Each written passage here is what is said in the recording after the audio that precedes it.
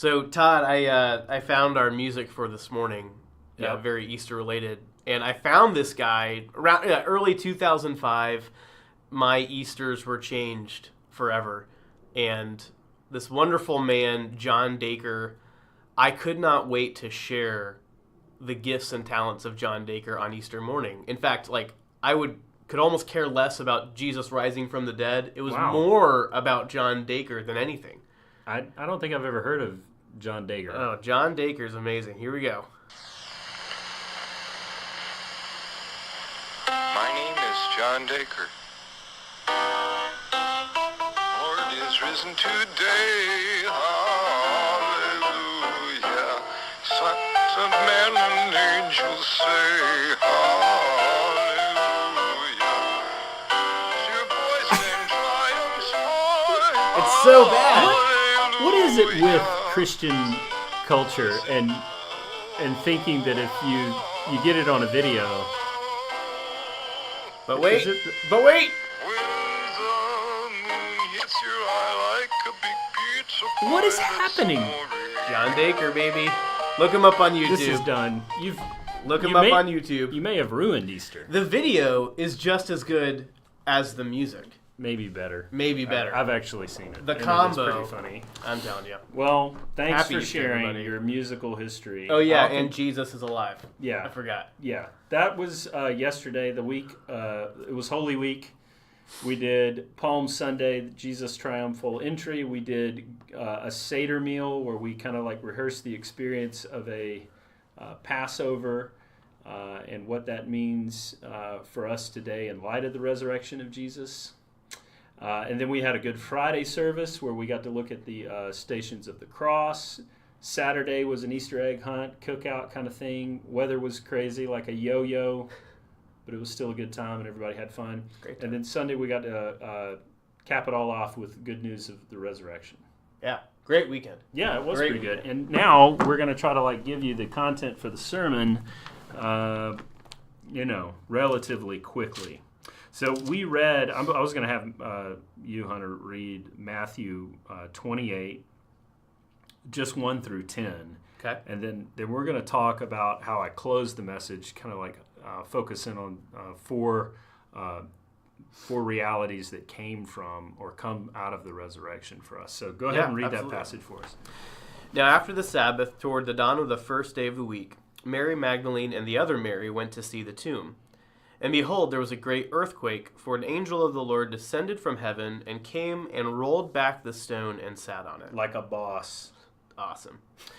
His appearance was like lightning, and his clothing white as snow. And for fear of him, the guards trembled and became like dead men.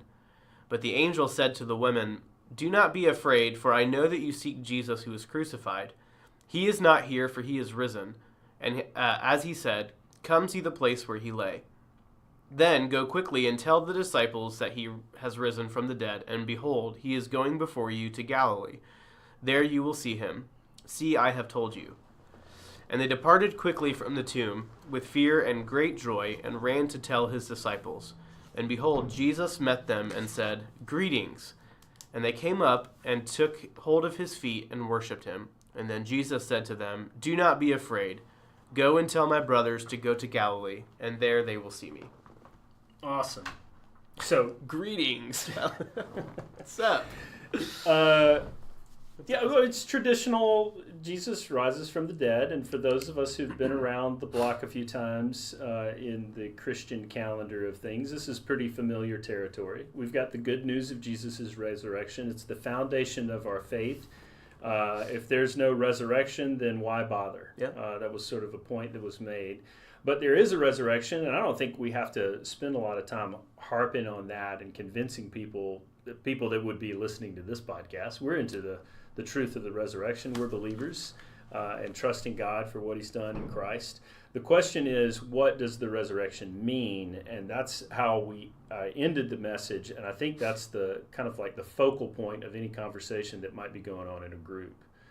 So I think that one of the big and main point of the resurrection, the reason that we, or like I don't know. Like my mind's kind of like bouncing around. I've had too many thoughts going on. You've had a Too lot tired. of thoughts Yeah. the last couple of days. God approved of Jesus' meaningful and purposeful death. That the resurrection points to evidence that God was pleased, almost like a verification, like, yes, everything that Jesus did was good. What do you think about that? And where else does your mind go on that idea? Yeah, and if that's true, then it means we ourselves can put all of our hope, all of our dreams, all of our ambitions and goals and desires for this life, we can put it there too. If God gave the okay stamp on Jesus' life and death, and we are in him, then it's like, well, then God accepts all that we have done, which is essentially all that Jesus has done. So it's like, yeah, if he approves of that, then we're settled. Then everything else is secure. God had already said more than one account in the Gospels, to Jesus and about Jesus, well done, good and faithful servant, right? Or this is my servant, my son, whom I love. In him I'm well pleased.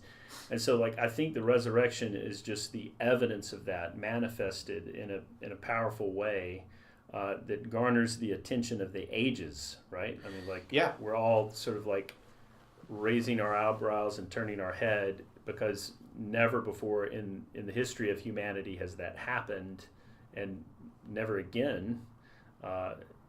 So we're looking at it saying and recognizing, okay, it is a stamp of approval, an act in which God says, man, this is legit. Yeah. And you're right. If God is saying that, and he's saying that through the resurrection, then we also can get behind it with a lot of confidence. Yeah, I've heard it expressed this way, that the resurrection is the Father's amen to Jesus' it is finished. Okay, yeah, I like that. That's good.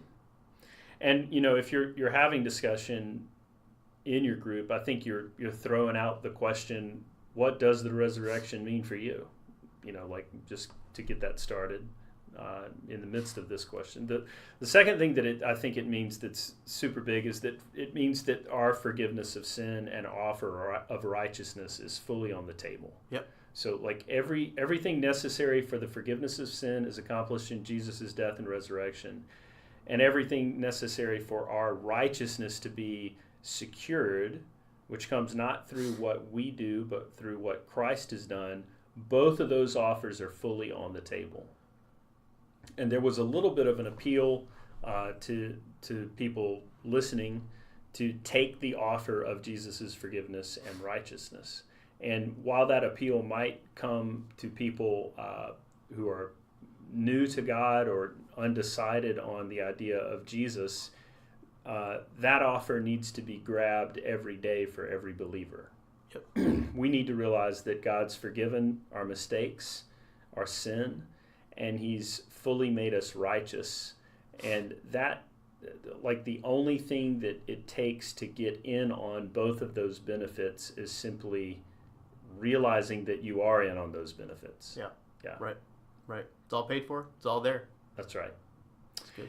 And then there's sort of like a sequence to this. This is the third point, that because that's the case, because Jesus approves, or God approves of Jesus' work, counts it as purposeful and meaningful, and because that act of his death and resurrection secures forgiveness and provides us with righteousness, then it means that our lives are no longer being weighed on a scale of performance.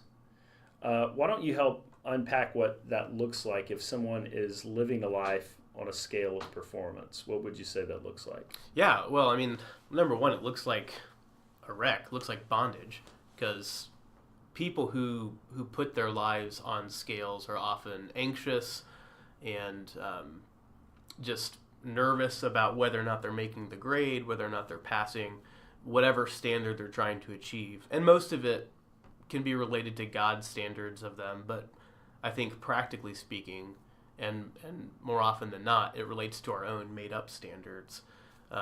So honestly, it just kind of looks like a slavery to self-righteousness, where we're trying to make a name for ourselves or justify ourselves by what we can do or what we don't do, whether or not we're better than people. A lot of times it's a comparison game, and it's easy to do that, or to excuse ourselves.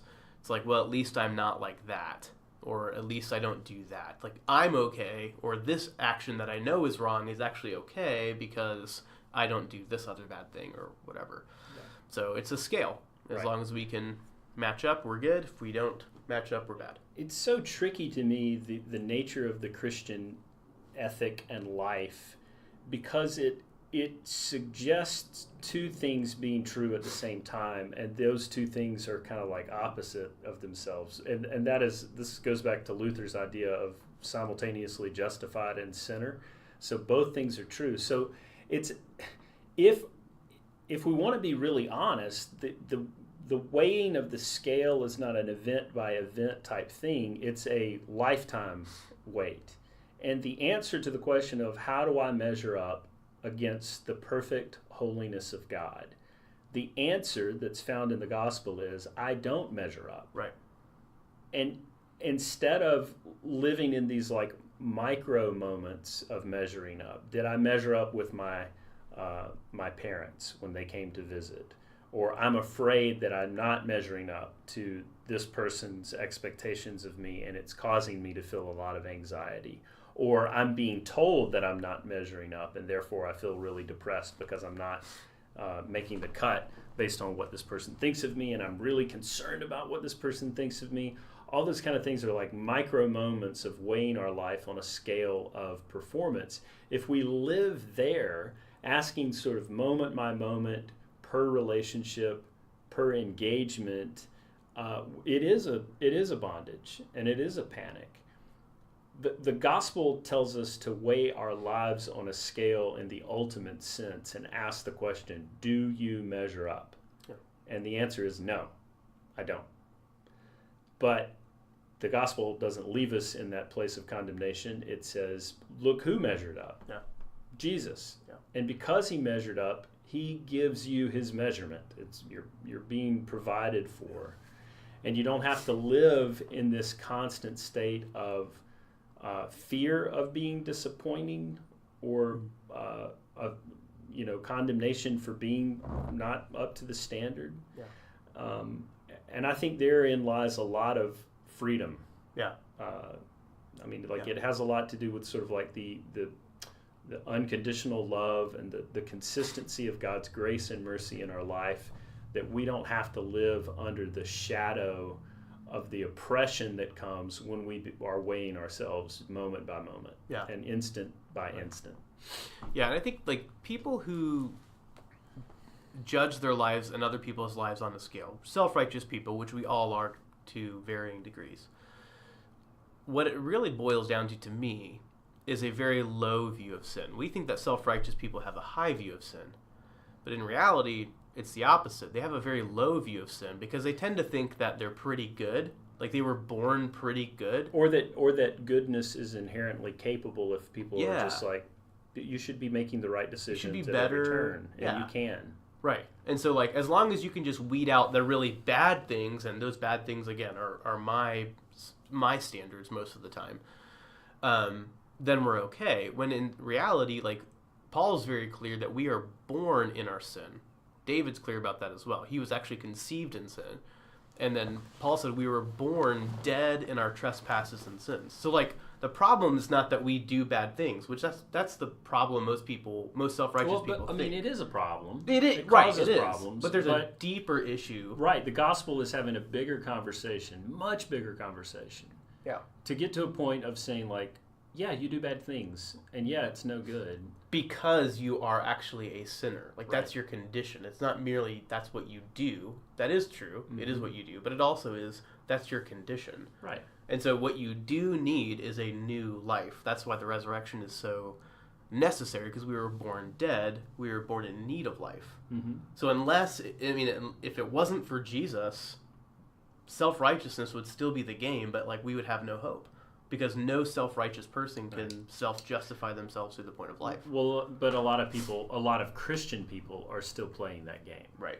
And we do too every day, like on a fundamental level. And when we do that, we enter into a greater a more challenging frustration of an experience because we're living under anxiety and fear and judgment and condemnation, and there's our eyes aren't fixed on Jesus. They're not fixed on the gospel. They're fixed on whether or not people are meeting our expectations or whether or not we're meeting our expectations. Yeah. And I think the resurrection really should free us from that. And that's the fourth and final point, that it not only frees us personally from that, but it frees us from treating other people that way. Yeah.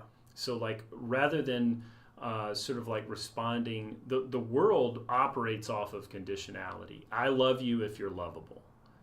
I approve of you if you behave in a way that's approvable. That's the way the world works. Jesus is inviting us to live a way that is not of this world, to be able to communicate that though you disappoint me greatly or often, I can still extend grace and love and mercy to you. And I don't think that means that people can run all over you and you have no boundaries and you don't protect yourself. Like, I'm not thinking that at all. I'm just thinking on a heart level, we're able to look at people who don't meet our expectations or who are not living up to godly standards, and rather than feeling a sense of judgment and condemnation towards them, we can feel the same thing Jesus feels towards us, which is compassion, mercy, grace, forgiveness. And the only way to tap into that resource is to fully immerse ourselves into the realities of the gospel. Yeah. We've got to preach the gospel to ourselves every day. So it's not just an Easter message, it's an everyday message. That the resurrection of Jesus, that his death and sacrifice, him being a substitute, is absolutely the thing that provides us the fuel and capacity to live with others in this radical, unconventional, and unorthodox way. Yeah, that's right on. Cool. That's right on. Well, we've gone a little over, but that's okay.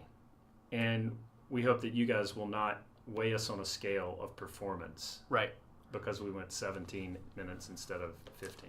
But you can weigh John Dacre on a scale. Oh, you could.